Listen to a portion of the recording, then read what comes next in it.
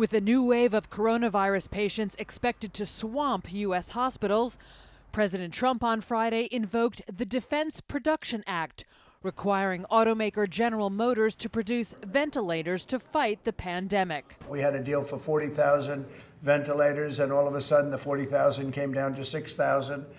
And then they talked about a higher price than we were discussing, so I didn't like it. Despite the mounting crisis, Trump had resisted invoking the act, an emergency law that grants him broad authority to procure supplies. Instead, he has used Twitter to pressure manufacturers to act on their own, tweeting just Friday morning that General Motors must begin producing ventilators now. He also told Ford to, quote, get going on ventilators fast. Democratic Representative Adam Schiff was among those who blasted the president by saying he was deflecting his responsibility by not invoking the act. Trump's decision to invoke it comes amid pleas from doctors and nurses for more medical supplies. It's been like a war zone, a medical war zone.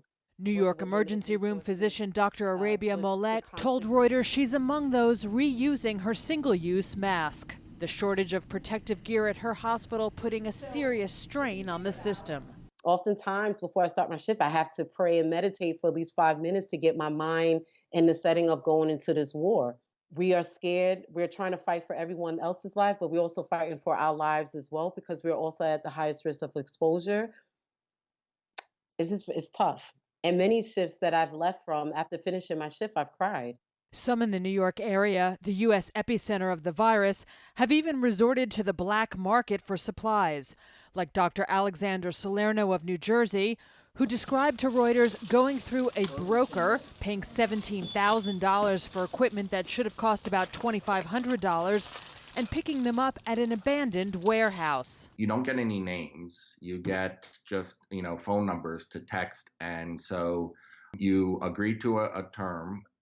You wire the money to a bank account. They give you a time and an address, and that's it. The U.S. is now the world leader in confirmed cases and 6th in deaths. New York is building 8 temporary hospitals to accommodate a patient surge that is expected in 3 weeks. New York Governor Andrew Cuomo spoke from one of them on Friday, Manhattan's Jacob Javits Convention Center with its makeshift beds in the background, and took an apparent swipe at Trump's claim that New York was exaggerating by saying it needs 30,000 ventilators from the federal government. Everybody's entitled to their own opinion. But I don't operate here on opinion.